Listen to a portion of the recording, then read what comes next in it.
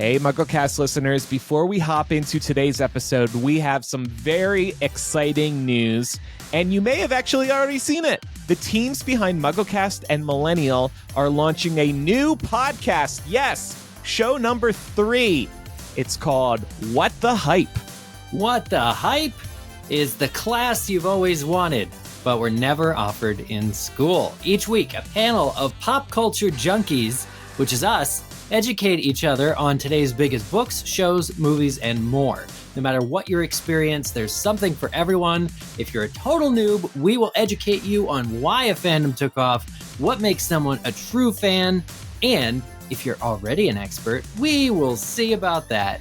Our subsequent episodes will have multiple for certain ideas, certain fandoms, certain properties. We'll take you on a deep, deep dive and really test your standhood. And if you're somewhere in the middle, teetering on the edge of fandom, we'll show you what the hype is all about. And to celebrate the launch of the third child we never expected, we have multiple episodes out right now. Let's hope this child runs as long as MuggleCast and Millennial. Yeah. I know. This is a show we're going to be publishing through the MuggleCast feed, and the reason that we decided to do this is because we want to expand what we bring to you. It's been in our name all along. We're Muggles podcasting, and these Muggles love pop culture.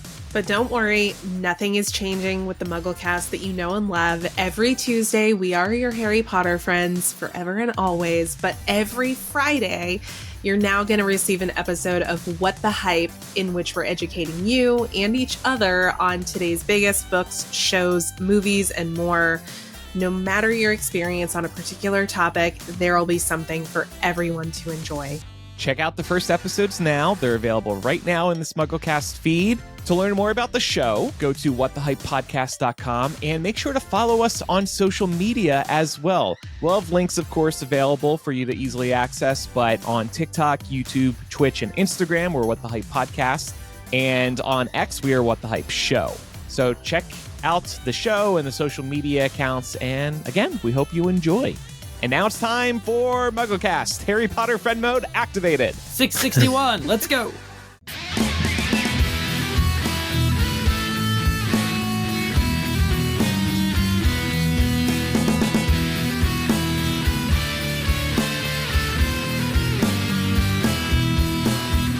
Welcome to MuggleCast, your weekly ride into the Wizarding World fandom. I'm Andrew. I'm Eric. I'm Micah. And I'm Laura. And this week, we are ignoring our better judgment and investigating the mysterious motion we see in the Dark Forest. And to help us with today's discussion of this week's chapter, we are so excited to have back the Fantasy Fangirls, Nicole and Lexi. Welcome back, girls. Thank you. We're so excited to be back here. We had so much fun last time, and we're just so excited to be back here. Hi. Hi. So what's been going on in the world of Fantasy Fangirls? What have you been up to this summer? How much time you got?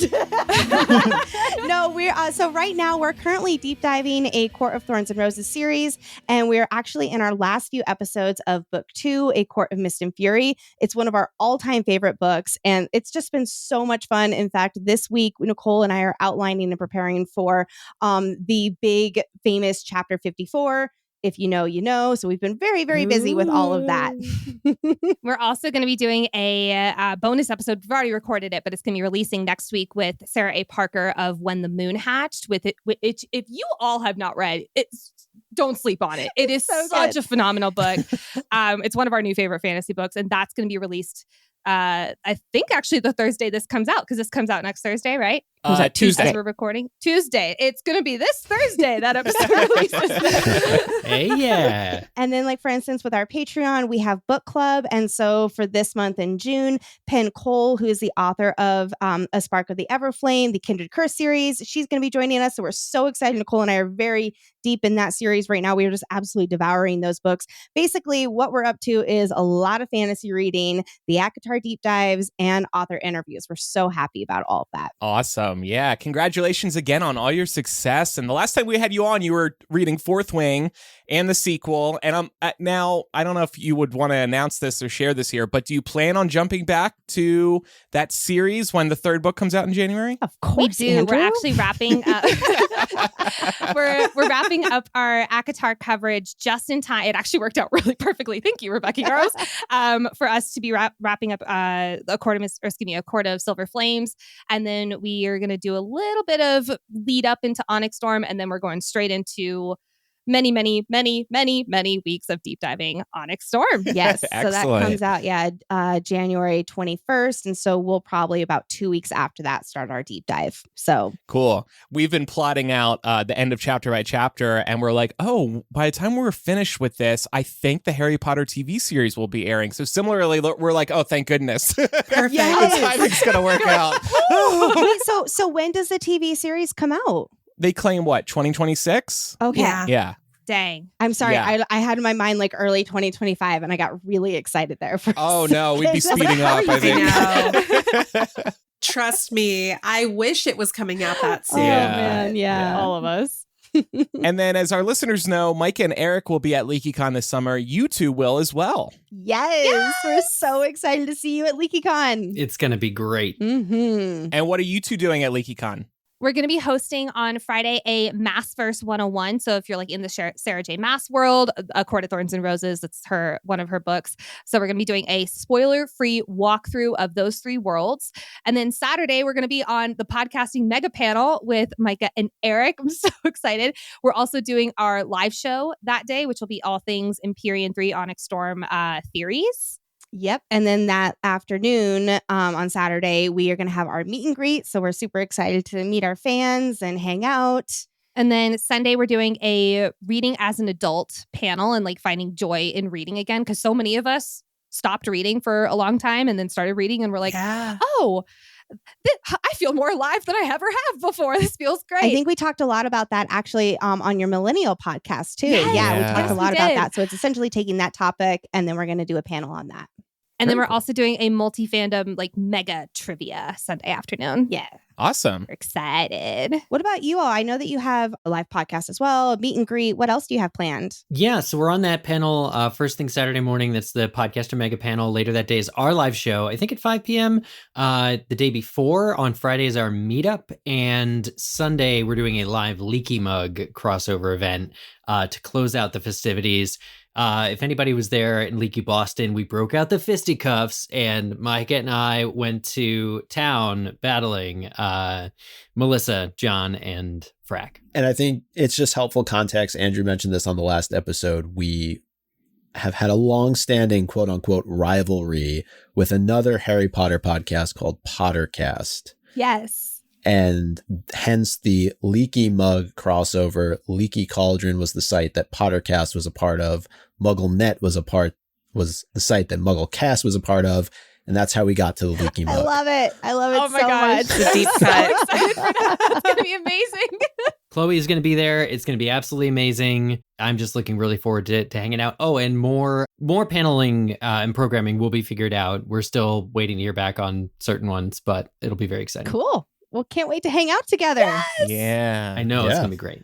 All right. Well, without further ado, let's jump into chapter by chapter. And this week, we're discussing Goblet of Fire, chapter 28, The Madness of Mr. Crouch. And we'll start, like we always do, with our 7-word summary. Harry Finds Crouch Disturbed. Inside. The Forest. Wow. Perfect, beautiful, amazing. perfect. Oh. 10 out of 10. Fastest 6 people ever summarized the chapter. It's to the point. I love it. No, it's fantastic. Well, we're going to get into this chapter by first talking about poor Winky. This is a tough chapter for her. So the chapter begins with the trio going down to the kitchens to give Dobby his socks that they picked up for him. in Hogsmeade. And Hermione very quickly asks after Winky. Of course, this is completely in character for Hermione. She knows that Winky's been going through it. She sees that Winky is not amongst the other elves. And it turns out that this is because she's sitting in front of the fire getting lit on butterbeer. And I wanted to take a moment to do a little bit of like fuzzy math here, because Dobby says that she's having 6 butterbeers a day and that butterbeer is strong for house elves. We can tell when we encounter her based on the way she's speaking, based on her just general mannerisms and her state, that she is very intoxicated. So I was like, okay, let's look this up. The average height of an adult house elf is 3 feet. So I decided, why don't I just compare these body ratios to like an adult, or not an adult, excuse me, a child, a 3-year-old human. And I'm assuming that house elves are probably really emaciated for the most part. So if we're thinking about this being an extremely underweight equivalent of a 3-year-old and saying maybe the house elf weighs 25 pounds, we can run calculations through a blood alcohol calculator to find out just how drunk Winky is. So I did this. I didn't need to go to all the trouble to do this because it's very clear that she is wasted. But Answer, wasted. Yes. According to this blood alcohol calculator, it says your BAC is approximately 1.29%. Oh. And then it says it will take around 86 hours to get to 0% blood alcohol content. Then it says you're probably not reading this because there's a good chance that you're unconscious. Oh. Doesn't Winky wish? So what you're saying, Laura, is she's about 49% butter and 50% beer with only 1% available for social interaction right now. Yeah. Well, and amazingly, she reveals like a fair bit for somebody who's as intoxicated as she is. Through hiccups. Yes. I did see this in the outline, and I decided to see that 86 hours. And I was like, how many days is that? That's about 3.58 days. But she's having 6 a day. So that means she's consistently getting more and more and more drunk. And that's math I cannot even start doing, because that's like, how much blood alcohol content do you lose in 24 hours? And then you add another 1.9% and just keep doing that until bad things happen. So that's Winky's beyond. She's in the beyond. It's also very sad that the elves have just excluded her there. Like they've left her there to do that. It's one thing, of course, we understand why Winky is kind of, side-eyed by the other elves. We understand why Dobby is like a pariah. Like he absolutely, like, they don't want him there and, treat him as such.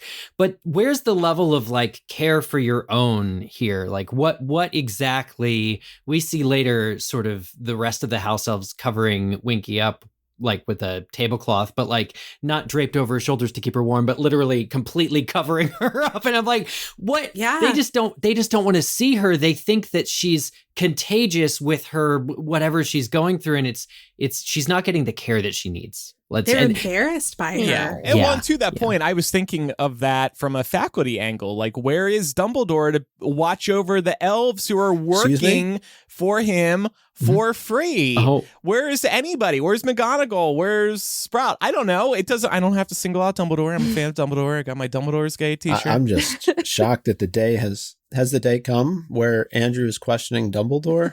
Oh, please. This is not the first time.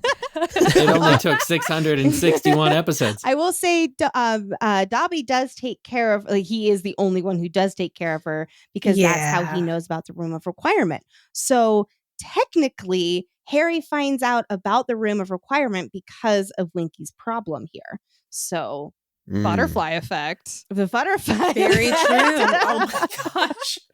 But Andrew, to your point about Dumbledore, I think selfishly, had he paid more attention to her, perhaps he would have been able to retrieve important information from her that would have shed some light on just what the heck is happening with Crouch and the Triwizard Tournament. It seems like a missed opportunity for him. You'd think that he'd be all over the house elf. Maybe not like all over, like, what do you know? But like, did you put your name in the Goblet of Fire? Did you put your name? He would say it calmly. He would say calmly to Winky. Did you see what was really up with Crouch? Well, and we know that he also because he also is not, I'll say, above legitimacy. Did I say that correctly? I don't feel like I said that correctly. He's very legitimate, but legitimacy is what you're going for. But with the other house elf from Tom Riddle's memory, and how he did get information from her using his magic, and so he clearly could have done a similar thing here with Winky. Well, not saying that's morally correct, but he has a history of doing that with house elves. It's a great point that she's very strategically, she would have all the answers. Like between last week, which Mike has said aptly, has all the answers you could ever want. We now have the heart of the mystery of the book delivered to our doorstep throughout this chapter in multiple ways. So the book is heating up. I know this chapter is many people's like favorite of the whole book, and I can see why. Yeah. And Lexi, I know you said it jokingly, but what a twist it would have been if it was in fact Winky who put Harry's name in the Goblet of Fire. Oh my gosh. I didn't know what I was I doing. never thought of that. I mean, it certainly wouldn't be the first time that we see a house elf in this series get up to nefarious activities to put Harry in danger, right? Mm-hmm. And it will not be the last creature. Yeah, no, will not. But Harry is struck by inspiration in this moment because he sees Winky in her current state. And he's like, you know what? I'm going to ask her about why Crouch stopped showing up. But even in her altered state, Winky is pretty much Fort Knox. She doesn't really divulge too much, but she does reveal that she knows more than your average house elf about her master. And kind of to the point that was alluded to here a couple of moments ago, I'm wondering if it strikes us as odd that Crouch cast her out so easily given how much she knows. Is he just super confident that whatever magic prevents her from betraying him wouldn't waver? That is a really good point, because I was thinking back to Dobby, and he was able to say bad things about his old masters, the Malfoys. And so I just always assumed that binding magic where they have to keep their secrets, it goes away once when they're disowned. But even for Dobby, like, it was really difficult for him to say that. And I always assumed that it was out of, just habit, but I guess maybe it could have been out of that lingering magic. So the only thing, keeping Winky from sharing anything about Mr. Crouch is that steadfast loyalty to him, which that's very risky of Mr. Crouch, but that's also very confident of him, which he does think less of house elves in that way. So maybe he thinks that the rules surrounding House of Magic are absolute, and he thinks there's no chance she could betray him. Probably. And I mean, she doesn't. So. She's super loyal. No, he's very lucky to have her, which shows how exactly catastrophic it was to cast her out. The other thing that I'm thinking of, knowing that we really know kind of what's been going on with Mr. Crouch, perhaps if he did even regret casting her aside, he's been in no place for a while to call her back. He had to cause that scene when she was discovered holding the wand that was, that his son had used, et cetera, et cetera. That was very performative, but perhaps he regrets it. And especially because of his descent, there's a lot that could have been saved if Winky had been allowed to stay with him. Yeah, it is an interesting point because it does make me wonder, had he not been placed under the Imperious Curse and been under that this whole time, would he have come to his senses?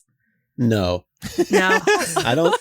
Well, going off of what Lexi was talking about and kind of the context that we were given about Barty Crouch Sr. by Sirius in the previous chapter, I think he was doing what was expected of him as a person of authority, and because of his ultimate thirst for power. Just like he cast his son aside to Azkaban, he casts Winky aside because of the embarrassment she's caused his family. Like, he's basically reliving the same experience he went through with his son decades earlier but now it's with his house elf. So he has no choice but to get rid of her. The binding magic is interesting because Winky gets so close to saying something really damning and doesn't. Could a little bit more alcohol have caused her to do so? 1.29%. What if she was up to 3%? It's more than that because she's multiple days into this. Remember, I will not let that go. I'm telling you, she's like 99% butterbeer in a house elf suit. One of my absolute favorite things about this book in particular is when after you get all the revelations, and then when you go back through and reread it, like there's so many little nuggets, and this chapter in particular is full of them. So I just absolutely love all these like little Winky foreshadowing moments here where, Master is trusting Winky with the most important, the most secret, and then Harry cut her off, like be like, okay, what? Tell me more. And it's like, just let her keep talking. Yeah. Do you think Winky would have come clean? No. If Harry didn't cut her? No, Okay. But I do think that she's she might have enough given to a come few more close. tiny little sprinkles that, Yeah. With kind of eye ahead to Order of the Phoenix and Half-Blood Prince, it is so interesting to see Winky's loyalty shine through here, because you have to ask, is the loyalty to Barty Crouch Sr. or is it to Barty Crouch Jr.? Because we see Creature develop much of the same relationship with Regulus, right? It's kind of that young child bond with the house elf, and they feel like this really strong connection to have to protect them. I think it's both, especially given how she reacts after they bring her in at the very end and they're starting to tell that start of the tale. And she's like, no, Master, don't. Like that part breaks my heart for Winky because she's just having a full blown terror attack. And they're just like, come on, give me the answers. And it's like, maybe be a little nicer. Maybe she's okay. Like, just let her be okay. I'm worried for her. I love how completely ill-equipped the trio is just down here. They are completely unprepared. They make everything worse. Like everyone down here would be so much better. Dobby wouldn't have his gift, but like everyone else would be perfectly like happier, better, able, more well-adjusted if the trio had not come down here. They're so far out of their element. But those I will say Hermione does get a lot of name. Well, and Hermione does get a lot of information for the future of Spew through this interaction of seeing the house elves in their element. So while a bad situation, they did uncover more truth, which seems to be the motto of Harry Potter. That is a great, wow. Yeah, that's a great point. That's really good. Well, speaking of bad situations, Winky does ultimately pass out, so she's not going to be drinking butterbeer for at least the next several hours, which is probably good. Her poor little liver needs a break. Oh, little liver. But she does this while she's in the middle of telling Harry off for being nosy. She's like, you're being nosy. Like, mind your own business. And I love that so much because he is totally nosy. And she's not even the only one in this series who calls him out on that. Like, even Hagrid, I don't remember which book, but at some point he's like, you're being nosy. You're getting into other people's business, and that's not a compliment kind of thing. And But he's the chosen one. That's his job. Well, no, that's the thing. Like, I think he relies so much on his nosiness because every single year he has been nosy and solved the big mystery. So I think no one tells him anything. Well, that's true. No one does, and Dumbledore is really to blame on that one. I'm gonna call him out. But you're totally right. Because I think he has a little bit of the my nosiness has saved our butts every single year, so I'm gonna keep doing it. Yeah. Complex. He's got a little ego about him. I think he's got an ego. Yep, love definitely. Harry Potter. I say that lovingly. He's got an ego. For sure. There are definitely times like these where it feels like he thinks he's a little more clever and like a little more slick than he actually is. Mm-hmm. Yep. Yes. Oh, yeah. But even like accidentally letting slip that Crouch hasn't been to work, which makes Winky so much more worried for him. Like, that's not something that I don't know. Harry thinks he's getting more information. He does get more information, but it just freaks the elf out. Well, yeah, because she has a pretty good idea why he might not be. Mm-hmm. Right. And so she's like, oh crap, like things are starting to unravel. It's so interesting that we really do get between this chapter and the last chapter, the plot pretty much laid out, but your first time reading it through, you don't really make the connection. At least I didn't. Yeah. Barty Crouch Jr. still being alive and pretending to be moody was not on my bingo card. And if it was on anybody's, I would really Yeah, gold star for you, but wow, that is good super job. left field. Yeah. I mean, once you get to the whole backstory and all the info comes out, it's a lot. It's a lot happening here to get to this point. Truly.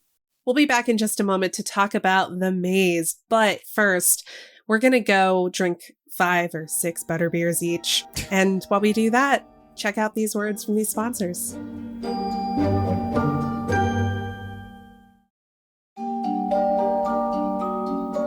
So we are going to jump ahead here to talking about the maze. There is quite a bit that happens in this chapter that we're not going to focus on too heavily today. We have Hermione getting hate mail because of Rita Skeeter. We have an actually pretty successful Care of Magical Creatures lesson led by Hagrid, where Nifflers are introduced, and they're super cute. But we really want to get to the introduction of the maze, and then also the very, very dumb moment in which Harry decides to follow one of his competitors into a dark forest because he's clearly never listened to a true crime podcast before, and it shows. Wow. Yeah, I mean, what? Like, oh, let's go talk in the forest. Yeah. There's no like side room inside of the entrance to Hogwarts that they could like go talk. Or Nothing it's just- dangerous in the forest. or even just walking back to the school, just the two of them with the next person, Right. Bagman just being way ahead of them. Yeah. Well, it's a For sensitive sure. topic that can only be discussed with exclusive privacy. Which- Or even just like, just out in the field, one of the lawn of Hogwarts. Just talk outside somewhere and you could still have Crouch crawl up to them. just make it work for it a little bit, you know?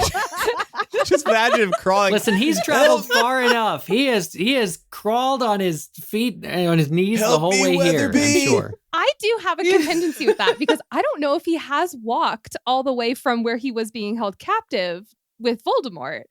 Because or does Lexi's about to correct me. Hold on. Okay, it's because I was thinking about this too, and it has been several weeks. We don't have an exact timeline, but it has been several weeks since Wormtail told Barty Crouch Jr. about Mr. Crouch, and so Barty Crouch Jr. has been looking for his dad on the Marauders map, and I think you need your wand in order to apparate versus not apparate, and to our knowledge, at least, he does not have his wand.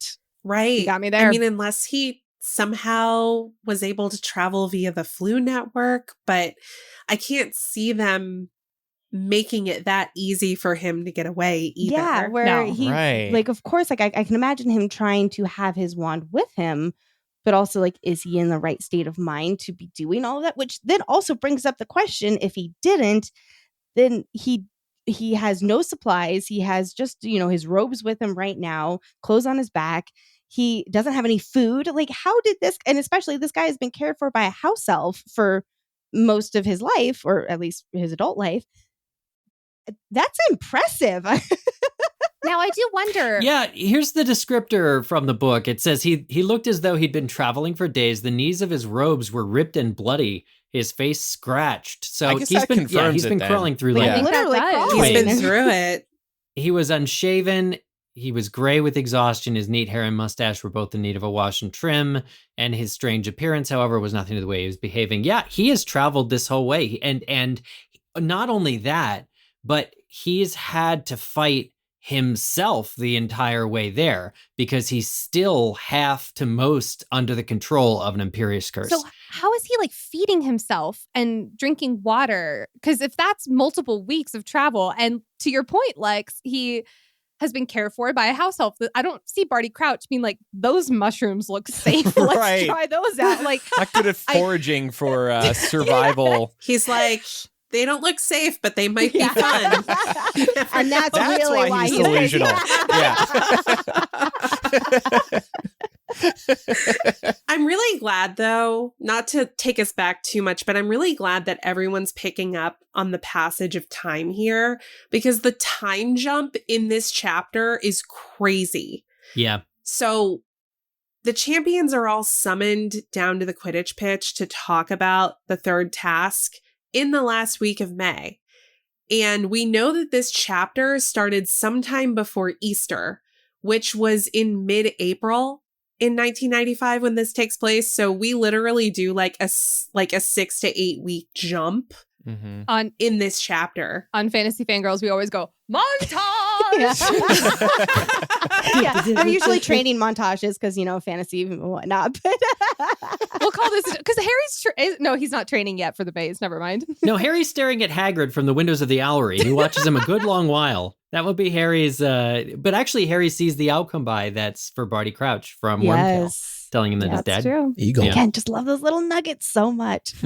Well, Bagman introduces them to the maze, and the hedges that they're growing on the Quidditch pitch, by the way, Harry and Cedric are very suspicious and unhappy about this because they're like, what the heck? Not only has Quidditch been canceled, but now you're growing hedges on our pitch.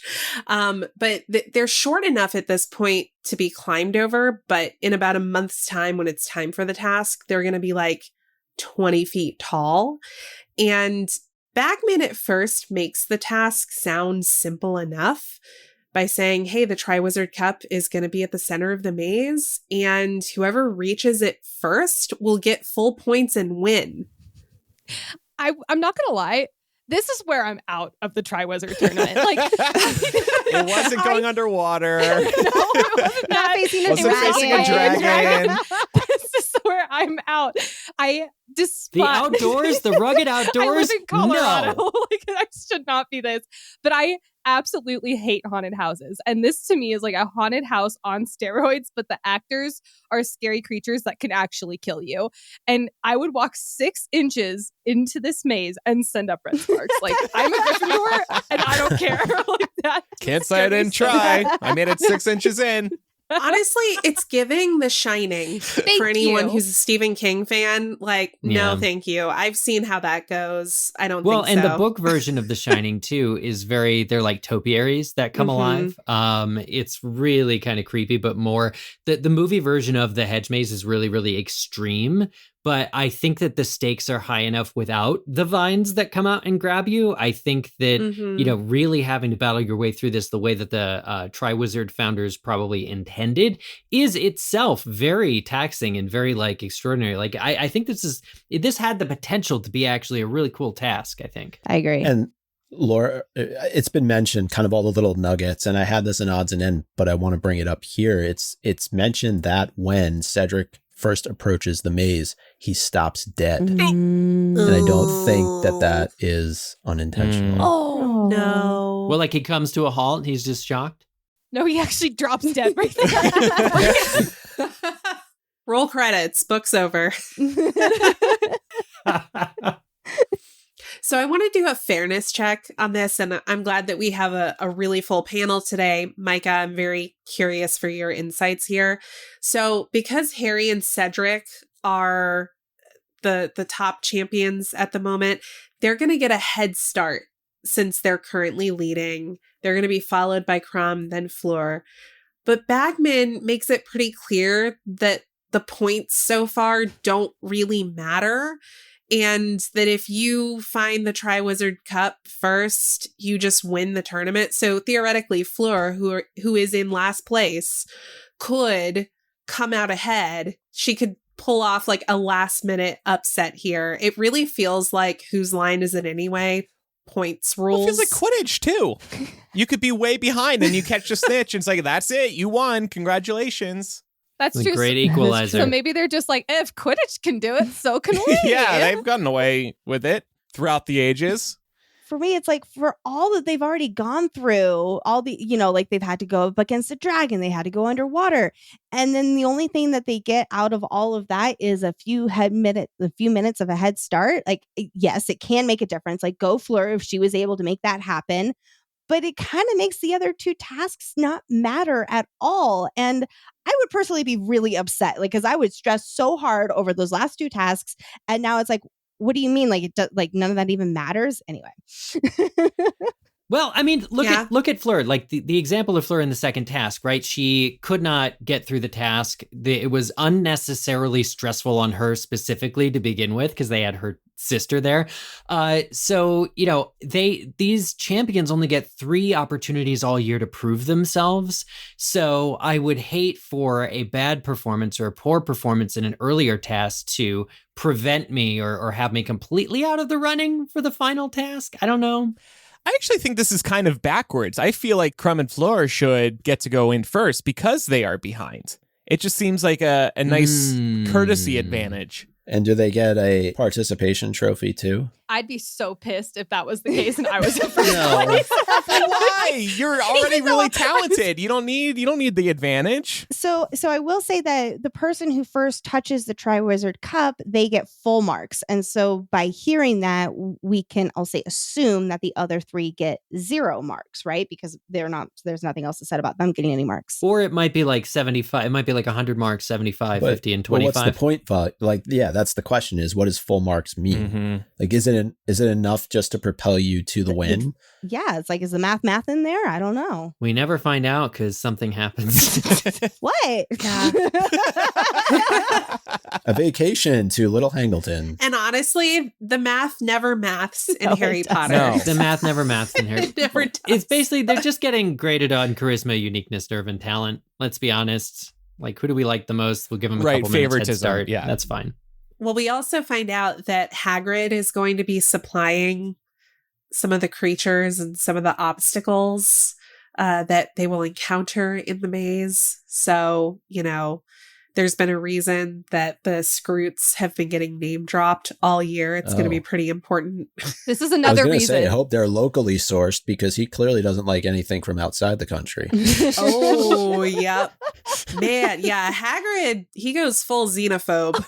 He is flying so high for the Care of Magical Creatures lesson. I was so happy for Hagrid.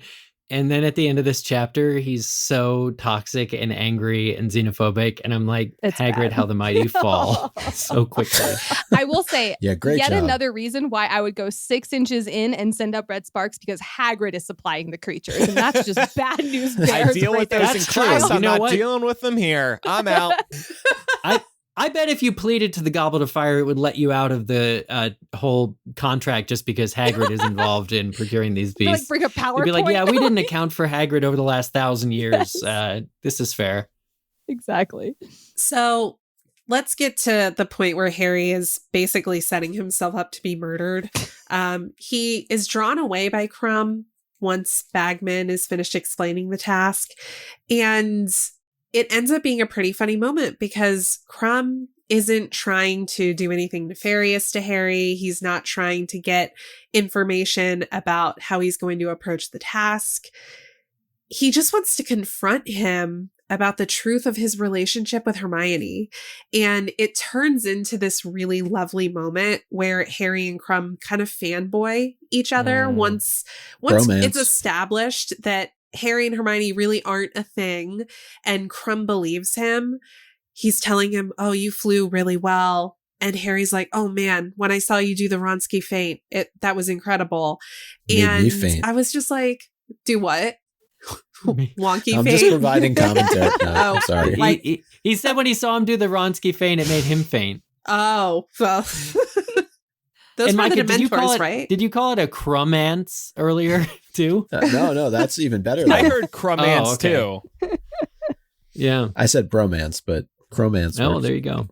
Yeah, Kromance is the name of this episode. Yeah. This is a beautiful moment between boys because it actually shows that Krum, who's substantially older, every time Harry looks at him, he's like, there's this older boy. I'm terrified for my life. Sees him as an equal enough to be a romantic rival for Hermione's affection. And seeing that kind of dissipate allows Harry to just like, first of all, feel pretty good about himself. Second of all, he's so relieved that it's about this because then he can assure him, no, there's nothing going on with Hermione. Like Harry hasn't had a single thought in Hermione's direction canonically the entire series. And so he's happy to like help Krum out in this way. And then when they get to compliment each other afterwards, it's just like, oh, this is like good feeling. What could possibly go wrong? This is a great So night. cute. Also, shouts to Hermione for being such a hotshot that there are 2, celebrities that are in a supposed love triangle with her. Right? Like, good jealous. Job, girl. She's not like the other girls. No. One of the things that I absolutely adore about Goblet of Fire is it's really where Hogwarts goes from the middle school vibes, and it really aligns with their ages as well. It goes from middle school vibes to straight up high school. Like, this is the hormone book, and it's all over the pages. It's like the relationship drama, the jealousy, the rumors, and it makes me so happy I never have to do high school ever again. Yep. +1. +1. So I have a question for this group that came up with our fantasy fangirls community. Do you consider Victor morally gray? What is the evidence that he's anything but a stand-up guy? That's kind of what I'm saying here, because we like, for instance, we recently did like a, like, who was your first morally gray crush? And quite a few people were like, Victor Krum. Oh. And for me, it's like, no, out of Harry Potter, it would be Draco Malfoy. Like, he's the morally gray crush, right? Yes. And Nicole, yes, Nicole. Yeah. I've read a lot of Hermione fans. So anyway, so it was like, oh, this Vindicated. is That's a morally gray this is a pairing. perfect opportunity to ask this group to see if you can settle the surprising debate, because I did not consider him morally gray whatsoever. I think it's a movieism. It's with how dark Durmstrang is portrayed. Like, the only thing I can think of against Krum is who his headmaster is, which is not Krum's fault at all.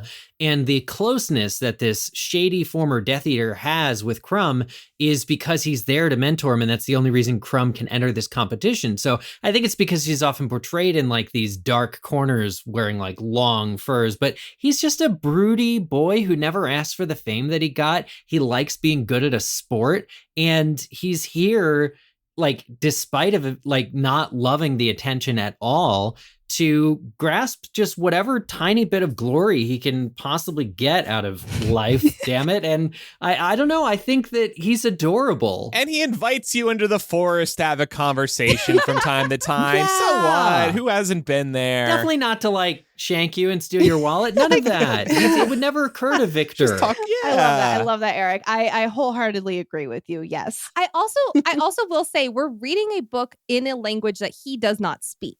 So we also don't know a whole lot about Krum.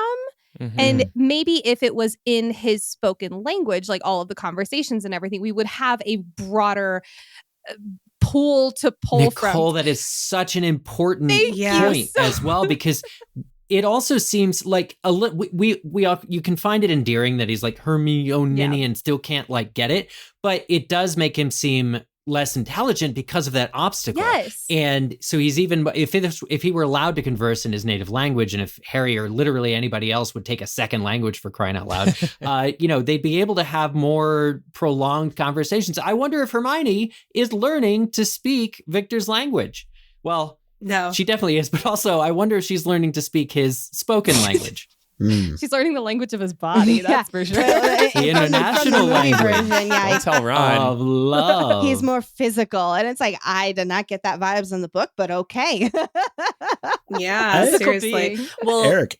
don't let him see Deathly Hallows Part 1. There's a scene in that I think he would get very jealous of. That's true. Go on, Micah. I agree with you. I do think that there's nothing to counteract him being a stand-up guy. Like, speaking of Deathly Hallows, his reaction to the Deathly Hallows, to the symbol of Grindelwald, is proof enough that he's a good guy. Yeah. Not all Durmstrangs are bad. Exactly. I think it's just, and we see this, unfortunately, we see this kind of come through Hagrid in this chapter, but I think it's just a lot to do with the way he's particularly written in this book, but then kind of softens up as we move our way through Goblet of Fire and into some of the future books where he's referenced, and then of course he makes an appearance at the wedding in Deathly Hallows.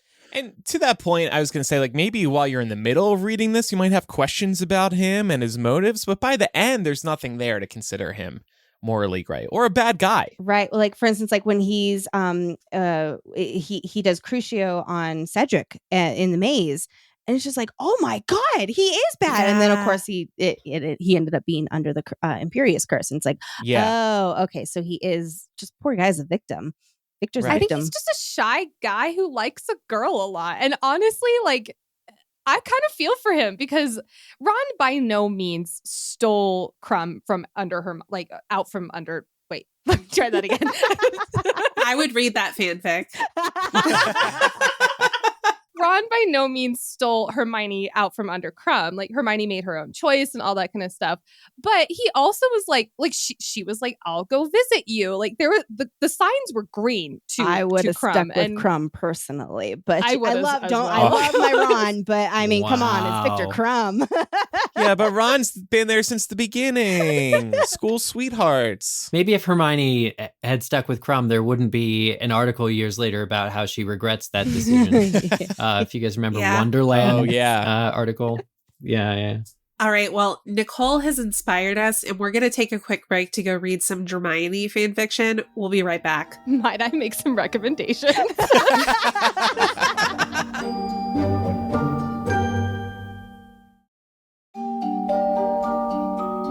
Well, I hope nobody got too hot and bothered while they were reading that Hermione fan Nicole fiction, did, because but now we're not going going to talk It about was it. probably an ad for toothpaste or razors or something. Well, we're about to talk about Crouch Senior, so that's, I think, gonna simmer everybody a little bit. So, Speak for yourself. I'm sorry. hey, Micah, to each their own. So they see movement in the forest, and they find Barty Crouch Senior rambling to a nearby tree, clearly thinking that it's Percy, and giving it work instructions. And his timing is clearly totally off because he's talking about things that happened like 6 to 8 months ago. So this man does not know where he is. He's talking about the number of students that Karkaroff and Maxime will be bringing to Hogwarts for the tournament. And he's talking about going to a concert with his wife and son and the Fudges. So that's years ago. Yeah. That's actually many years ago. So it's like he's going from like, oh, the beginning of the Triwizard Tournament, but then I'm going to go back like 15, 20 years to talk about this. He just doesn't know what's going on right now. Percy should be flattered Yeah. that he's talking about him, even in his disoriented state. Like, yeah, he's still calling him Weatherby, but still, like, I would be touched. Well, what if, here's a crazy theory, what if Crouch had an assistant named Weatherby 15 years ago? Oh, And that's just like his name for his assistant. And that the reason that he calls Percy Weatherby is not because he doesn't care, but because already he's like so stressed out and like under the Imperius and other stuff it's an interesting that he theory. like can't like because here's the other thing. Apart from the Weatherby not really being there, everything else Crouch says I take as 100% true. So like it's such a lazy thing in writing to have a crazy person actually be crazy. This is not the kind of book this is. Everything Crouch says probably happened at a point in time. You know, those were memorandums he had to dictate. I bet they actually went to the concert with Mr. and Mrs. Fudge. You know, and Right. his son getting 12 OWLs, which is 2 more than Hermione, by the way. Barty Crouch Jr. is brilliant. You know, I think that each of those events happened. So the question is, why not Weatherby? Is it, you know, I think he used to have an assistant named that. The other thing that could be possible is that his mind has been addled so much that that's what he calls him. Like he at one point referred to him as, because it always strikes me as strange. Weasley, right? It's a known name. He knows Arthur, presumably. Why would he refer to Percy as Weatherby? So I actually really like that idea, Eric, but I also think it's possible like maybe the Imperius Curse messed him up so much that he doesn't know what he's calling. When names Percy. have to be there's like the disconnect there. He's clearly, his emotional and mental degradation is vast. Look at what a trip he just took. Hashtag where's Weatherby? I will say he does also talk about Karkaroff and Madame Maxine, so it is still like kind of muddling those present day occurrences there too. And then when he started calling Percy Weatherby, it was before his son had left, and no, actually Voldemort. No, it was before Voldemort. Yeah, It was before Voldemort Imperiused him, yeah. But so you're right. So because Percy is present day, it could just be that he's present daying things that happened long ago. He also could have been in a stable state and still confused him with his old assistant. I love that idea That too. so much that he just calls all of his And- assistants Weatherby. Honestly, that's his Miranda Priestley moment. That's what I was like, thinking. everyone is Yes. Emily. The other theory is that Percy didn't want to be known in any relation to the Weasleys, so he actually gave Crouch a false name when he started working for him. That's another idea there too. But doesn't he get all like embarrassed and like red cheeked when he calls him Weatherby for the first time in front of Fred? I think it's only when he calls him in front of Fred and George, because Fred and George are going to mock him mercilessly. Yeah.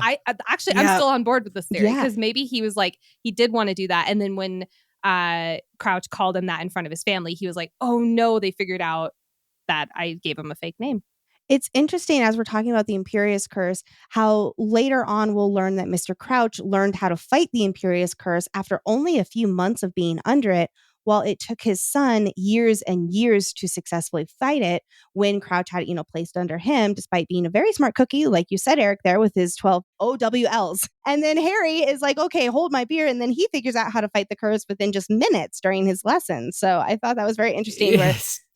Drastically uneven. The only thing I can think of that would give Crouch Sr. the edge is, wasn't Crouch Sr. the one that placed it on Crouch Jr. all these years to keep Crouch Jr. from breaking out, going back to reunite with his Death Eater friends, all that stuff.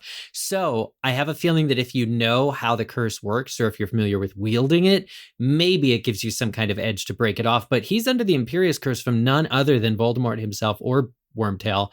And it's still extremely impressive that Crouch can even be here in any form. And then we get so many, just again, to calling back to what we were saying earlier about with Winky, so many clues into the full story here, where on a reread it's just so satisfying. Like, he's struggling to say how he escaped, and he has to warn Dumbledore, and how all these things are his fault. Bertha dead, his son, and then how the Dark Lord is getting stronger, and then he even drops Harry Potter. And excuse me, but that would keep me up at night. Like, Harry instead is like, I'm going to go find Dumbledore. And I would have been like, tell me more kind of thing. Anyway, I'm always like, how does he kind of, he like tells Dumbledore about that. And of course he tells his friends that, but then it's kind of like, okay. And then he just keeps on living his life. I guess it's just Harry Potter, but anyway. Yeah, it is funny that he presses Winky, but then in this moment he's like, Exactly. Is he sober enough yet? That is such a good point. You mentioned how he says the Dark Lord is getting stronger, and when Harry relays this to Dumbledore, he's like, indeed, or something like that. He's like not surprised to hear this information at all, and I guess it has to do with the Dark Mark, but it was very surprising to me to see Dumbledore be so passé about this little revelation. And then same with like Bertha being dead too. It's like, that's been a huge mystery, and now it's just like dropped right there. Like, oh yeah, like by the way, she's dead. And again, you'd think that him being so nosy would have a few more questions. Yeah, for sure. I think he's still just stuck on the idea that who he saw on the Marauders map was Crouch Sr. Yeah. And now that he's run into Crouch Sr. on the Hogwarts grounds, he's focusing too much on that connection, and he's not thinking about the rest of it. Tunnel vision. That's true. And I think that it's a big part of the reason that he's so quick to say, okay, Krum, you stay here with this man who is in some kind of state. I'm going to go get Dumbledore, and hopefully nothing happens to y'all in this forest while I'm gone. Why the heck isn't Levi Corpus a thing? Don't we see that used in Prisoner of Azkaban? Like Accio Crouch, like right? He could have picked him up. He hasn't been eating. He's been crawling. He's probably been losing weight. Krum is a pretty Krum like a beefy dude? Yeah, he's described as brutish, isn't he? Yeah. At some point, he definitely could have picked him up. He could have used the Imperious Curse, get him up there. But absolutely, they could have.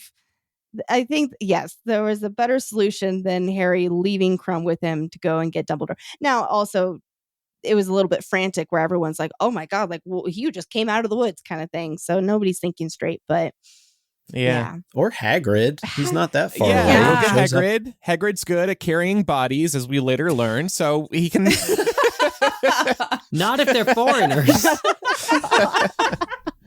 Luckily, Crouch is local. Yeah, so we're fine. He's very English, so I think you'd be okay. So I have to ask, though. I mean, do we think that Dumbledore has any kind of moment of suspicion here about Krum because Harry, he runs to Dumbledore's office. Of course, Snape is there and Snape just does what Snape does. And It's he the whole just thing. totally blocks the situation, doesn't understand the urgency of what's going on. It is just like, oh, Harry Potter, I'm going to make your life hell. And when Harry mentions to Dumbledore as they're going back down to the forest that he left Crouch with Krum, Dumbledore says, "You did?" And he says it sharply. heck, Harry? And then he increases his speed. He like puts the pedal to the metal. Double time. Let's go. I think it's like it's more of the distrust. I don't know how much Dumbledore knows about Krum. Maybe it's also because he's associated with Karkaroff. And by associated, I mean he's literally just a student at his school. Like, I don't know if he's just in the dark and so he's kind of a question mark and that's why he picks up his pace. I was under the impression that it was more about like something's wrong with Mr. Crouch, and there was more of that concern for Krum versus against Krum. I also like when I was I reading. think it's like letting him, like you let him unsupervised alone. Some like literally what happens if the third party that's interested in them comes over and knocks Krum out, could have killed Krum. If it weren't for the unique circumstances of Barty Crouch Jr., aka Mad Eye Fakey's double agency here, he would have killed to get his dad out of the picture. Yeah. That's true. I guess when I was first reading this, I remember it so vividly. I assumed Krum was safe only because Ron was so adamantly against Krum, and Ron is always wrong. Like Harry is 99% of the time wrong, but Ron is 110% of the time wrong. And so as soon as he said that Krum was a bad guy, I was like, oh, well, obviously he's fine. Unless he's He has joking. some gems from time to time. Yeah. No. Yeah, when Ron jokes, that's when Ron is correct. Yes, Like he joked in the exactly. last chapter about Dumbledore being able to, an evil wizard could possibly hoodwink Hoodwinking him. Dumbledore. Yeah. He has his moments. I call it smart exclamation point Ron. There you go. I really do love Ron. I realize I'm being a little mean to him this episode. That sure doesn't sound like it, saying I Lexi. choose Krum versus Ron and all of that stuff. So Harry and Dumbledore arrive back to the forest to find Crouch gone and Krum stunned. So obviously this plan did not work out very well. And as they're there, kind of just trying to get their bearings on the moment of what's happened and where Crouch Sr. has gone, we get another clever fakey moment. So he limps up, saying he'd have been here sooner if it weren't for the damn leg. And he also remarks that Snape said something about Crouch, which we know didn't happen because it's revealed later on that he's been here in the forest the whole time looking for Dad because he has the freaking Marauders map. So he can see on it that his dad is in the forest. He sees Harry and Krum. He can clearly see Harry on the map run to Dumbledore's office, run into Snape. And so he's taking a little bit of a gamble here by assuming that everyone would just believe that he had heard it from Snape and that no one would like cross-reference. That's my big thing. But it why works. was no one like, your appearance right now is pretty convenient. Like, I know that Dumbledore trusts him, but there's literally a student on the ground unconscious and Moody steps out of the shadows. Mm-hmm. Sus. Well, he and but it's not he the hides first it. time. Nope. He Okay. does this multiple times. It's all about the charisma. It's all about the opening line. Oh, I would have been here sooner. It's this damn That's leg. the suspicious Yeah. part. Like that's what it is. You cast all suspicions off. It's just deflect. Dumbledore's smarter than that. I think about them being in, like the teacher's lounge and talking, like gossiping about this dramatic event that happened. And you would think that by each of the people telling their side of the story, specifically Snape and whatnot, that like you were saying, Laura, that it would come out where it's like, wait a second, that's not what I heard, sort of thing. And yeah. Are we to assume that the Patronus was sent to all members of the Order that were at Hogwarts, or just to Hagrid? Because then Mad Eye could kind of get out of it by saying, "Oh well, Albus, I got your message." Yeah. I have a question, and I don't think we ever get an answer to this. Would he have gotten the Patronus because he's not actually Mad-Eye Moody? Would it have still worked? See, that magical Only eye if he still was in works. I'm still inclined to believe the Patronus would go to him. It would just You be know what's banging funny? on the chest in Moody's office trying to get in. Like a robot vacuum trying to get through a door. If Fakey were in his office, he'd be able to see the Patronus come in and start to deliver news to the trunk. And he'd be like, oh, okay, here we go. Oh my gosh. Sorry, all I can think about is from the recent book we read, When the Moon Hatched, where they have something called parchment larks, which is essentially like paper planes that are like considered like how you send messages, and they know who's to go to by their blood, and that's all I can think about. Oh. That's absolutely Which what I seems thought about very too. convenient. Yeah, but I that's why I just have to think that there has to be some kind of way for Patronus instant messaging to determine who is actually the right Yeah. recipient. Especially considering it's such Yeah. high level magic. You'd Yeah. think I'm team it knows what's up. Like that's my hard stance right there. Yeah. I go with that too. I've never thought about that before. I love it. So we have a little connecting the threads moment here. We don't find this out at this point in this chapter, but we do learn that this is where Crouch Jr. murders his dad. Womp womp. And it's an interesting threads moment to connect because much like Voldemort, Barty Crouch Jr. takes out the father that he levied so much resentment against. And I also just have to point out that this murder is nothing short of Shakespearean because Right? his son literally kills him, covers him with an invisibility cloak like night, tucks him in, and then later comes back to turn his dead body into a bone and then buries it. Like, I know you hate your dad, but wow, that's a hard stance Makes right me there. wonder what else is in that forest. My goodness. Well, there's a resurrection stone, actually. Yeah, right? Yeah. Listen, Barty Crouch, I'm not justifying anything that he does in this chapter, but he worked real hard for those 12 OWLs. And did his father ever say, congrats, buddy? Did his father ever say, nice Where job? was validation No. from my dad? He was bragging to a tree about it. So. And that tree is now so proud too. Tree will be his final resting place. Yeah. Yeah. But seriously, this should be a cautionary tale for the potential for true crime and murder at Hogwarts, because if it's that easy to hide a body in the Forbidden Forest, why is anyone going anywhere near it? Right. Krum.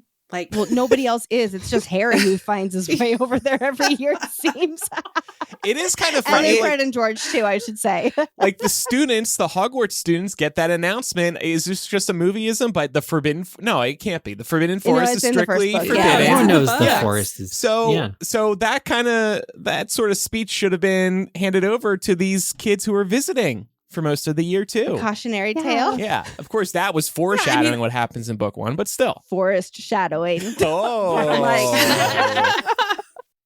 it's not like Harry hasn't already had several traumatic experiences in the Forbidden Forest. Like, what are you doing? no Right. big at this point to go in there. Yeah, it was for the plot. They had to go in there for the plot. That's it. Good old plot convenience. I also like that Crouch kind of making his way to Hogwarts here gives extra evidence to the fact, because we still think it was Crouch that made his way into Snape's office. So this is sort of the evidence that at least is still plausible because he made it here once before secretly. So we're like, Yes. oh, he's Yeah. just doing it again. And he's But familiar who with showed it. I up think, conveniently right after that? yeah. Yeah. Moody. That's the thing. Every time there should be our spidey senses should be going off. Every time Moody just appears around the corner when something crazy's happening. And yet, But sorry, go for it. Oh no, you go ahead. I was going to say, and then at the end, we're all like, it was him the whole time. Oh my Yeah. God. And you'd think 4 books into it, we would know something is up with the Defense Against the Dark Arts professor by now. And then I love how in book 5 it's just like, here you go. She's the bad guy. Everybody, Oh, wipe your yeah. hands. Yeah. Yep. Yeah. We're not going to make you guess. Yeah. Yeah. It looks like we have a game segment. I'm very excited about this segment. It was kind of last minute because at the end of this chapter, Hagrid turns into a real piece of work. He's mad about Maxime getting some real incel vibes actually from him. But Karkaroff kind of makes a move and Hagrid picks him up, throws him against the tree. I think even Dumbledore is shocked. Dumbledore has never seen Hagrid as wild and feral as he is. So I was talking about this chapter to Meg, and she was like, these things that Hagrid is saying sound a lot like things that Uncle Vernon would say about those darn foreigners. And so I have a game segment. Who said it? Racist ! Hagrid or Uncle Vernon? Dun dun dun dun dun dun. Okay. Dun, dun, dun, dun, dun, dun. Here's three rounds. We'll pick one person for each one, or we'll each go through them. Who wants to be the first contestant? Ooh, me. I want to go. Oh, okay. Okay, Andrew, here's the quote, and you have to tell me whether it was Hagrid or Uncle Vernon. And I've removed the accent from this dialogue so as to make it easier or harder to detect Hagrid. Okay, the quote is, "What were you doing wandering off with Krum? He could have jinxed you right there, couldn't he, Harry? He's from Durmstrang." See, I feel like Vernon said something similar to him about Krum, but that was in a later book, so I think this one's Hagrid. Ding, ding, ding. This is Hagrid. Shade on Durmstrang, students. They can't be trusted. Also, Who's the Vernon next can't contestant? pronounce Durmstrang. I'll be the next contestant. Okay, Lexi, here you go. Here's the quote. "The less you lot have to do with these foreigners, the happier you'll be. You can't trust any of them." I'm going to go with Jeez. Hagrid because Vernon doesn't want Harry to be happy no matter what. Oh my gosh, that's good. That slipped past me in the picking these quotes. Lexi, you're right. It's Full marks. Hagrid again. Hagrid saying, you can't trust any of these foreigners, and the less you have to do with them, the happier you'll be. Okay, who's the next contestant? I'll volunteer as tribute. All right, Nicole, here we go. Okay, third and final quote, similar to the ones before it. It's a reiteration of, can't trust any of them. Considering that we've heard something similar previously, I'm gonna go Hagrid. That's right. Hagrid was the special answer. The correct answer, special guest, racist Hagrid is the correct answer on all 3 of these quotes. And there's a lot worse in this chapter about Maxime, only one, trying to nice up to him and all this other stuff. Hagrid is awful. And I wanted to give him my MVP because the Care of Magical Creatures class with the Nifflers is above and beyond the coolest thing I think I've ever seen. Oh, you mean the Hogwarts. one where Ron felt horrible for himself afterwards? That was great. Even though maybe he gets a little points off for that. That wasn't his fault. That wasn't his fault. Hagrid's like a moderate Democrat, okay? He's down with the times, but sometimes he leans a little to the right. You know what's leaning to the right? That tree that Karkaroff was slammed into. It's kind of half uprooted because of that power. It could have broken his spine. Dumbledore was shocked. Dumbledore was absolutely like, you have to get out of here. Take Harry up to the Gryffindor common room. Make sure he doesn't go anywhere else. But you think he was doing that for Harry? No, he was doing that for Hagrid. He's like, you need to leave my sight. You are dangerous right now. I can't believe I'm saying this, but Karkaroff had a point that they were all like that what was the exact quote, but it was something about how you're all doing this against us, like it's all a big setup against us. And we obviously know that Dumbledore wouldn't do that and all of that, but he has a good point. Yes. Now he shouldn't have spit at him. He should have not. He went a little too far there. Voldemort is a British wizard. Wormtail is a British wizard. The Crouches are British wizards. All these British wizards are responsible for all the bad things that happen in this book. Yes. Is there a conspiracy? Wow. From I'm with Britain? Lexi here, though, because imagine if you're the headmaster of Durmstrang and you happen upon this scene, Eric. What would your reaction be? Your champion lying on the ground, stunned, with a bunch of Hogwarts professors around him, and Harry, no less, who we all know you don't really like. It's assuming you're Karkaroff. Yeah. How would you react? The shame of it is that it does look suspicious, and that Harry and Victor, if Victor had been able to kind of speak for himself in this moment. Like Victor and Harry were getting on as best as they ever had when this actually occurred. And that's the shame. So when he faults Dumbledore and is like, you're always talking about international magical cooperation, Harry and Victor were just embodying perfect international cooperation. Like, hey, are you with Hermione? No, I've never been with Hermione. Awesome. I like being with Hermione. Great. That's fantastic. That's cooperation. And I agree with you. And then he did get attacked by who he seems, Mr. Crouch. It has been totally unfair since Harry's name came out of the Goblet of Fire. And Dumbledore was just like, oh, rules are rules. I'm sorry. Can't do anything else about it. Did you put your name in the Goblet of Fire? Lexi, you bring up a great point. Like, Karkaroff has reason to be very frustrated right now. I don't blame him. And he should not have spit on Dumbledore. But yeah, that I read that first and I was like, okay, but like, can we give him a little bit of credit? Like somebody should really be looking into Hogwarts right now. I mean, they should have been way earlier too. Welcome to book 4. Yes. Yep. It doesn't get any better. Right? Spoilers. It's only gotten worse. One of the things that I think is really interesting about this chapter, both with Hagrid and actually with Molly, we didn't talk about it, but you get to see different sides of these characters. Like, we always think about it as Hagrid's a good character, Molly's a good character. Well, they have both good and not so good qualities about them. Molly really does come through. I don't think she was just, being mindful of the fact that Hermione's parents are dentists, so she sent her a smaller chocolate egg for Easter, and Hagrid, I mean, this is, he's going through some feelings right now, I think, and he doesn't really know how to quite express them. He's having big feelings. Yeah. He really Big is. feelings about his little guy. I will say, I've been on this podcast before and gave a Hagrid high horse, I do not like him speech. I will not do that again. But I will say that this stretch of Hagrid, Nifflers aside, but this stretch of Hagrid, this side of Hagrid, I should say, is really one of the reasons I am not a fan of that dude. I'm gonna have to defend him in my MVP for the Niffler thing.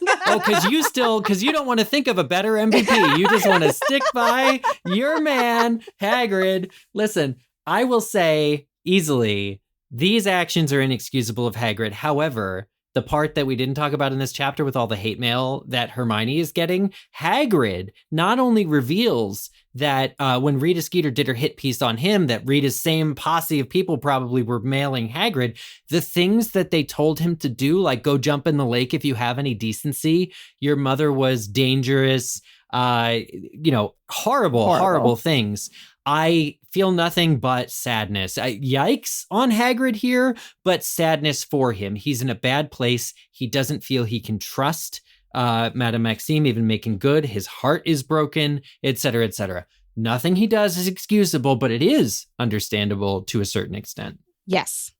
Yeah. Well, he doesn't have the tools to be able to process things like this. That's a good point. In a productive way. In a healthy, Yeah. Very rarely has a filter, too. Yeah. Right. Yeah. You mean all and the he could secrets? be drunk. I mean, he's drinking most of the time. All the secrets he gives away that he just is like, blah, blah, blah, blah. Just They're still imagine gone. Winky and Hagrid going to the bar together and them trying to go toe-to-toe. I mean, Winky would obviously die. There would be no doubt about it. I mean, Winky's way better at keeping herself in check. That's when she's wasted. That is true. She's way better at that than Hagrid. And I'll circle back on that in a couple minutes. Yeah. Oh. Well, let's get into some odds and ends. First of all, again, we didn't spend too much time on the Rita Skeeter angle in this chapter, but Harry does suggest to Hermione that perhaps Rita had her bugged, and that's how she overheard her summer plans with Victor, and it got reported in Witch Weekly. And I love that Hermione then mentions that in Hogwarts A History, all tech goes absolutely haywire in the magical air, which I do have to ask, what on earth does that look like in Hogwarts 2024 version? Because our phones are attached to us. They're here all the time. So it's like, if my phone doesn't work at Hogwarts, I'm not going. I don't care. If I can't TikTok, there's no and Take a whole year off That's of TikTok. sad. Don't admit Absolutely that. not. I'm gladly going to Hogwarts because there's no tech working there. well, I wonder if they're like their phone has been embedded into their wand, like if they are able to search the like a interwebs. magic hotspot, so to speak. So the author did a long time ago make a comment about how like technology nowadays and Google and things like that, and wizards as a whole would not participate in these muggle online activities because like they think that they are better than it, but they would have fun just like going and typing into Google and like essentially looking at it as a fun experiment, as a fun hobby, so to speak. So I don't know how the children would be with that, but Maybe the future Muggle Studies room is like a computer lab. Oh, that could be that's cool. lead lined on the walls. Yeah, I like that that. would be cool. I love that. So Ron also says that he hates being poor, and Hermione suggests that they'll get him a Niffler next Christmas. But that makes you wonder, could this be a viable way to earn some extra money in the Wizarding world? It's like the equivalent of having a metal detector here in the Muggle world. You take your Passive Niffler income. down to the beach behind Hogwarts and you send it looking for Or some just coins. some of these common room. Just some of these common room couches. Yeah. Honestly, little coins just in the corner of the couches. See, Nifflers are a morally gray character I can get behind, right? Because they are cute as hell, but also they steal from other people their property, their money out of their pockets, their hard-earned cash. So I would say that the Nifflers are morally gray, not Krum. I love that. I can't tell you the platypus hole that I went down when I was doing my prep for this outline. I have so many fun facts about platypuses now, everybody. I saw that in the outline and I texted Lexi. I was like, what is this? Stop. Why are you You're embarrassing me. Coming up on bonus Mugglecast, facts about the platypus. And I asked her, she was like, I went down such a rabbit hole, and then ... or should I say platypus hole? Plata hole. The platypus hole. It died. Though the Niffler would get bored living at the burrow. Oh. You know Drag what, them. Micah? Stop it. He would just have all the watches. Man, poor Ron. He's already sad enough as it is because he realized the leprechaun gold disappears and then he gets his pet Niffler finally and it runs away because it's like, there's nothing for me to do here. Ron does really seem sad because Harry's like, oh, I forgot about the leprechaun gold. And Ron's like, I wish I could forget about money. Like, it's a bummer of a note. It's uncomfortable. Yeah, it's a bad moment for Harry. I still think that was not cool of Harry from the get-go when he's like, oh, like I have all this money. Sure, I'll buy this for you. But you know what? You're not getting a Christmas gift for the next 10 years. It's like, dude. Yeah. I took that as a joke, though. I really didn't think he was serious because he's often said in the books, it's often said that Harry, if he in an instant would share all of his gold with all of the Weasleys if he could. I agree with you. And Ron didn't take it as a joke. And so that's why it's like, oh, yeah. That's crucial. Yeah. So now he feels like he owes Harry one. Yeah, that's a really good point. One thing I want to point out for an odd and an end, to all the listeners out there who were wondering, is there a Mrs. Fudge? We now know, according to Barty Crouch in his little delusional state, there is a mention of Mrs. Fudge. There is a mention of Mr. and Mrs. Fudge going out for a social event with the Crouches, presumably when both men were vying for the role of future Minister of Magic. So send in your theories about who Mrs. Fudge is. I looked it up online. There is nothing. There's absolutely nothing about it. It was never an interview topic, never anything. So I've named her Maud in my head, and she calls her husband Cornelius, and they divorced shortly after he became minister because she never thought he was really going to make it over Crouch. And then when he did, she's like, I actually can't stand you. I'm sorry. Bye. It's a very sad, tragic. Well, and then he didn't have that level-headedness when he went off the deep end after all through Order of the Phoenix. So yeah, He just needed I agree support with at that. home. But she's alive. It's crucial that she's alive in my head. Yes. Poor woman. So also, Mr. Crouch mentions that there is a memo from the Andorran Minister of Magic, and me not knowing much about my geography because I focus way more on fantasy geography. I know. I was like, let's Google it. So I looked it up, and Andorra is a tiny independent principality situated between France and Spain in the mountains, and it's known for its ski resorts. So boom, there's a new bucket list place for me. I could see the Grangers going there for winter holiday, skiing in Andorra, and Hermione will go and check out the Ministry of Magic there. Yes. Don't they actually mention that they do that at Christmas one Ski? year? French. Oh, maybe that's what I'm thinking of then. That must be. Yeah, that's exactly. Yeah. They're dentists. They're definitely skiing. No doubt about it. Andorra is a good Jeopardy country to remember. It is. So anyway, that was a good fun fact for me. It's less than 200 miles wide. But the Crouch is talking about speaking with the Andorran Minister for Magic, which means this tiny country has its own ministry. So something crazy magical is going on in that country. Yes. Like that is a huge red flag. Micah, you want to mention the 12 owls? Yeah, this got brought up earlier, but the 12 OWLs, we always try and call out when the number 7 or the number 12 gets mentioned in these chapters. And also another mention of 12 was when Crouch was going through the students that were coming from Durmstrang and Beaubaton. Yes. So we've often wondered how many students came for this. And I believe Crouch said around dozen. So he was going to go back to Maxime to let her know that she could have more to equal that of what Karkaroff was bringing. And Maxime was like, great, I have an 8-year-old who's been wanting to hop along with us. And she loves to swim underwater. Yeah. She loves to be traumatized. In February. She loves to play hostage. I mean, it's another example of how, if you're wondering what the number is going to be in Harry Potter, it's either 7 or 12, unless I'm trying to give you that hint when we're playing Quidditch Live and I mislead like 80% of you into getting the question wrong. In that case, wrong. it's never. Yeah. One day we should have an episode of MuggleCast with 12 people on it. We've definitely done a 7-person panel, but yeah. Well, we've done a 12-hour oh, that's true. live That's true. MuggleCast. We did. Yeah. And we used to have 7 hosts. Right. Okay, so we've already done all that. Never mind. The bucket list. No more work, please. That's what happens when you've been doing this for so long, right? Yeah. Okay, it's time for MVP of the week. I'm going to give it to Winky for being able to hold in those secrets even under extreme alcohol abuse. Look, as adults, we have all been there when we've maybe had a little too much to drink and we've been very, very tempted to say things. And Winky held it together, even though she was probably had to. But still, I'm impressed. I'm going to give my MVP to Crouch Sr. Just for escaping Voldemort's Imperious Curse and making it all the way to Hogwarts. Wow. Like that actually alone makes me think a lot more of him as an adult wizard than anything else in the series.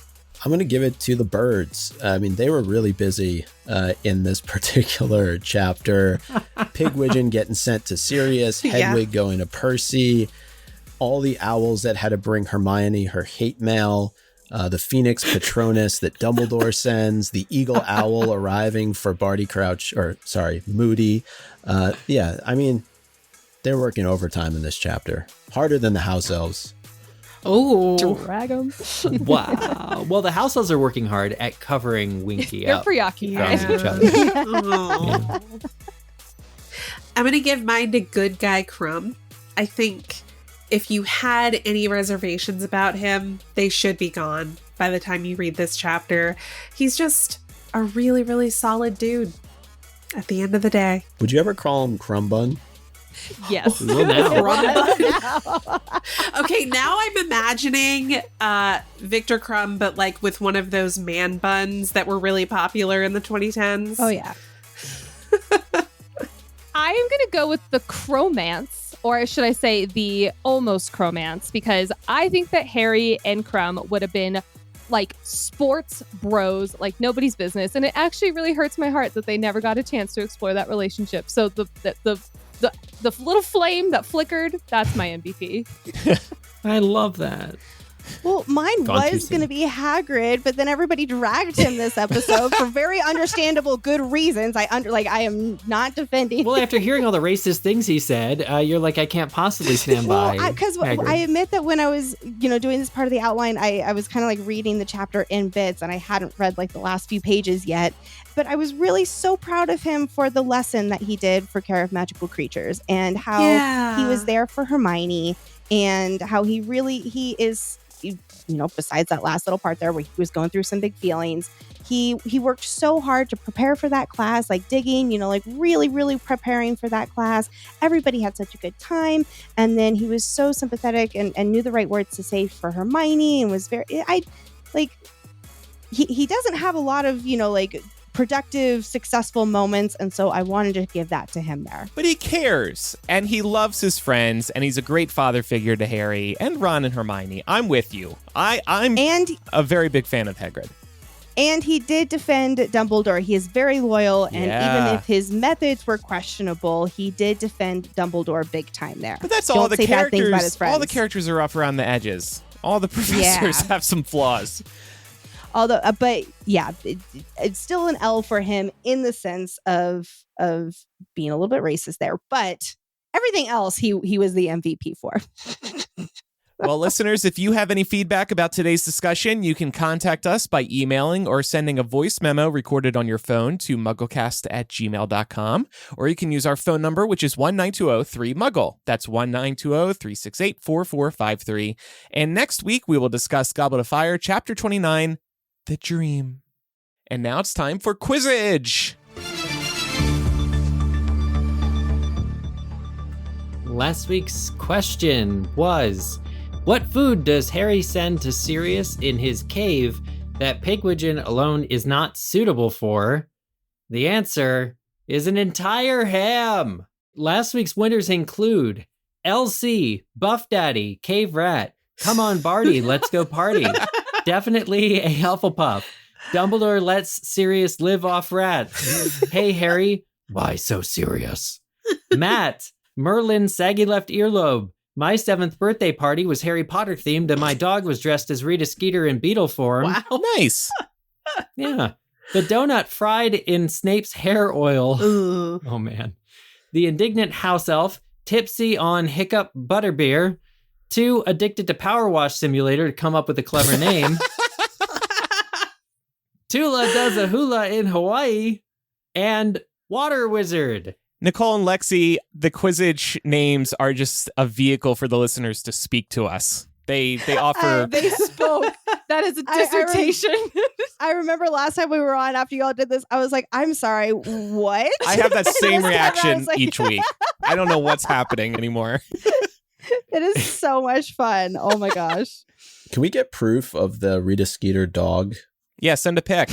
Oh, yeah. Yeah, Pixar Send a didn't pic. happen. Please share with us because I want to see that. Fun fact, Nicole also had a Harry Potter themed birthday party once, and my best friend and I, we had like a voice changing microphone, and we hid in it, and we hid in the closet, and we sorted everybody, and all the girls that Nicole wasn't crazy about who had to be invited to the birthday party, of course, were sorted into Slytherin. Brutal. And like there were potions making class, which was like personal pizza making. There was wand making. It was so much fun. I remember that birthday party of yours more than most of mine. I was going to say, you remember that birthday party of mine better than I do.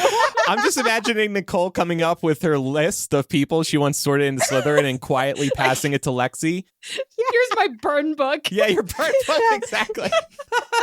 Slither book. Oh, man. Oh, my God. Oh my God. So here is next week's Quizzitch question. Who is the second person that Fakey, which is Barty Crouch Jr., says should try for a career as an Auror? He's actually handing out that specific compliment to multiple people, as it turns out. Submit your answer to us on the Quizzitch form on the MuggleCast.com website, MuggleCast.com/Quizzitch, or go to the MuggleCast website, check out transcripts and other stuff, but then click on Quizzitch on the main nav. Nicole and Lexi, thank you so much for coming on today. It was a thrill to have you on again. We just love you too. We're so proud of everything you've accomplished. And thank you. Can you tell our listeners where they can find you online? We are everywhere on social media at Fantasy Fangirls Pod. If you are a fan of the A Court of Thorns and Roses series or the Empyrean series, which includes Fourth Wing and Iron Flame, we have many, many, many hours of content, just like these fine folk here, deep diving those books. So you can find us anywhere you listen to podcasts at Fantasy Fangirls. And like we said at the top of the episode, we are going to be at LeakyCon as well. We're so excited to see you. And and we'll be doing our live show on Saturday as well as our meetup too. I will run into y'all's arms. Eric and Micah, get ready. Prepare yourselves. Nicole's like a really intense hugger too. So be prepared. We're so excited. Yes. And thank you so much for having us on Maybe today. we'll catch a bell to her so we know when she's coming. It's like, oh, who's that? Oh, God. Listeners will have links to the Fantasy Fangirls in our show notes. And of course, you can go to mugglecast.com for our transcripts, our social media links, our full episode archive, our favorite episodes, and much more. And like the Fantasy Fangirls, this is part of the reason why we love you too. We're both independent podcasts. So check out patreon.com/MuggleCast and see how you can support us. And if you're an Apple Podcast user, you can subscribe to MuggleCast Gold, which gets you ad-free early access to MuggleCast plus 2 bonus MuggleCast installments every month. So that does it for this week's episode. Thanks everybody for listening. Thank you again to the Fantasy Fangirls. I'm Andrew. I'm Eric. I'm Micah. I'm Laura. I'm Nicole. And I'm Lexi. Bye, everybody. Bye. Bye.